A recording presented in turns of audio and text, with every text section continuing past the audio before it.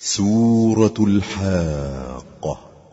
شروع اللہ کا نام لے کر جو بڑا مہربان نہایت رحم والا ہے۔ سچ مچ ہونے والی، وہ سچ مچ ہونے والی کیا ہے؟ اور تم کو کیا معلوم ہے کہ وہ سچ مچ ہونے والی کیا ہے؟ وہی کھڑکھڑانے والی جس کو سمود اور عاد دونوں نے جھٹلایا۔ سو سمود تو زبردست زلزلے سے ہلاک کر دیے گئے، رہے عاد تو ان کو نہایت زوردار آندھی سے تباہ کر دیا گیا۔ اللہ نے اس کو 7 رات اور 8 دن ان پر چلائے رکھا۔ تو اے مخاطب، تو ان لوگوں کو اس میں اس طرح گرے ہوئے دیکھتا جیسے کھجوروں کے کھوکھلے تنے، پھر کیا تو ان میں سے کسی کو بھی باقی دیکھتا ہے؟ اور فرعون اور جو لوگ اس سے پہلے تھے اور وہ جو الٹی ہوئی بستیوں والے تھے، سب گناہ کے کام کرتے تھے، سو انہوں نے اپنے پروردگار کے پیغمبر کی نافرمانی کی تو اللہ نے بھی ان کو بڑا سخت پکڑا۔ جب پانی طغیانی پر آیا تو ہم نے تم لوگوں کو کشتی میں سوار کر لیا تاکہ اس کو تمہارے لیے یادگار بنائیں اور یاد رکھنے والے کان اسے یاد رکھیں۔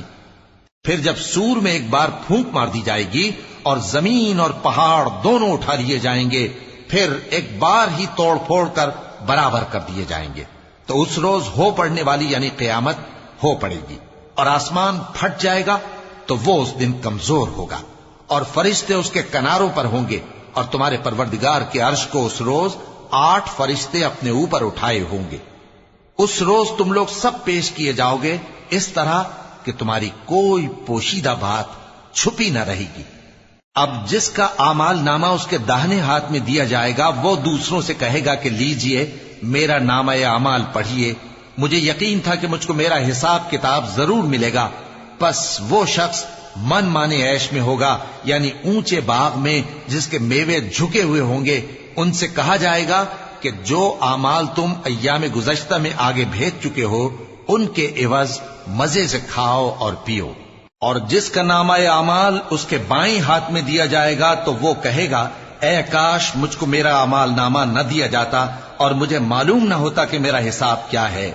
اے کاش موت میرا کام تمام کر چکی ہوتی، آج میرا مال میرے کچھ بھی کام نہ آیا، مجھ سے میرا اقتدار جاتا رہا۔ حکم ہوگا کہ اسے پکڑ لو، اب اسے طوق پہنا دو، پھر دوزخ کی آگ میں اسے جھونک دو، پھر زنجیر سے جس کی لمبائی 70 گز ہے جکڑ دو۔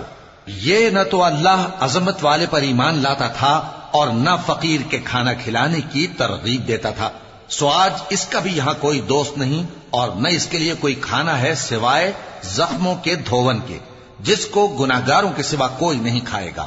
سو میں ان چیزوں کی قسم کھاتا ہوں جو تم کو نظر آتی ہیں اور ان کی جو تمہیں نظر نہیں آتی، کہ یہ قرآن ایک معزز فرشتے کا پہنچایا ہوا کلام ہے، اور یہ کسی شاعر کا کلام نہیں، مگر تم لوگ بہت ہی کم ایمان لاتے ہو، اور نہ کسی کاہن کا قول ہے، لیکن تم لوگ بہت ہی کم غور و فکر کرتے ہو۔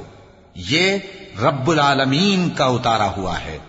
اور اگر یہ پیغمبر ہماری نسبت کوئی بات جھوٹ بنا لاتے تو ہم ان کا داہنا ہاتھ پکڑ لیتے، پھر ان کی رگے گردن کاٹ ڈالتے، پھر تم میں سے کوئی ہمیں اس سے روکنے والا نہ ہوتا۔ اور یہ کتاب تو پرہیزگاروں کے لیے نصیحت ہے، اور ہم جانتے ہیں کہ تم میں سے بعض اس کو جھٹلانے والے ہیں، نیز یہ کافروں کے لیے موجب حسرت ہے، اور کچھ شک نہیں کہ یہ یقین کرنے کے لائق ہے۔ سو تم اپنے پروردگار عظیم کے نام کی تسبیح کرتے رہو۔